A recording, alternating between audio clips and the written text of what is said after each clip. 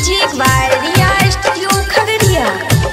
हमारा चाहिए के परी मुहा मोरा ले लो ये छौरी दिला वाला गा के तू ता तोड़ दे ले दिल ये छौरी दिला वाला गा के तू ता तोड़ दे ले दिल तो हमारा चाहिए के सोना मुहा मोरा ले लही तो हमारा चाहिए के परी मुहा मोरा ले लही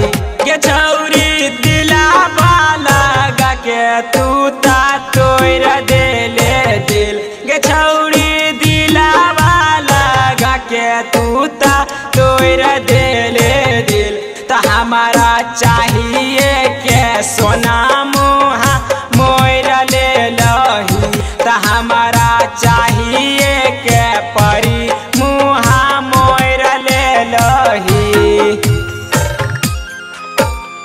मोरा ले लही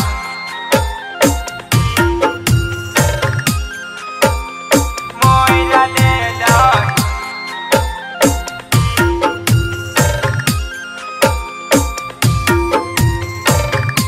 तो हमारा चाहिए के सोना मुहा मोरा ले लही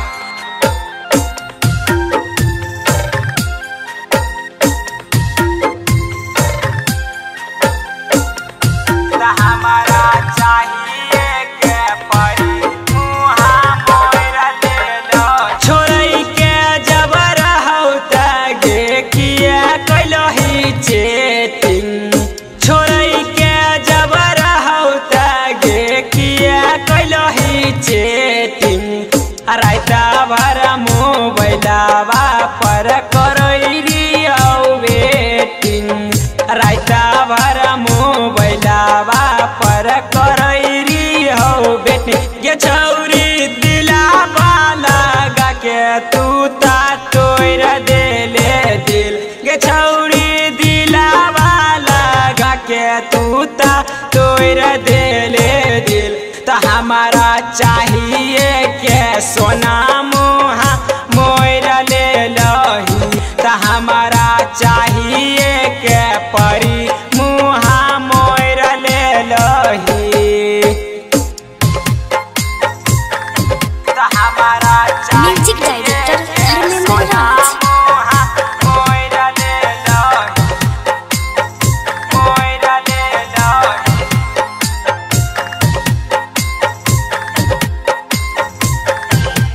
तो हमारा चाहिए के परी मुहा मोरा ले लही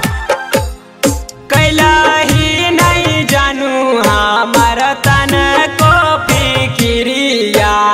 कैलही नहीं जानू हमर तन को फिक्रिया राइटर सत्यम करई रविश राजा से जिक्रिया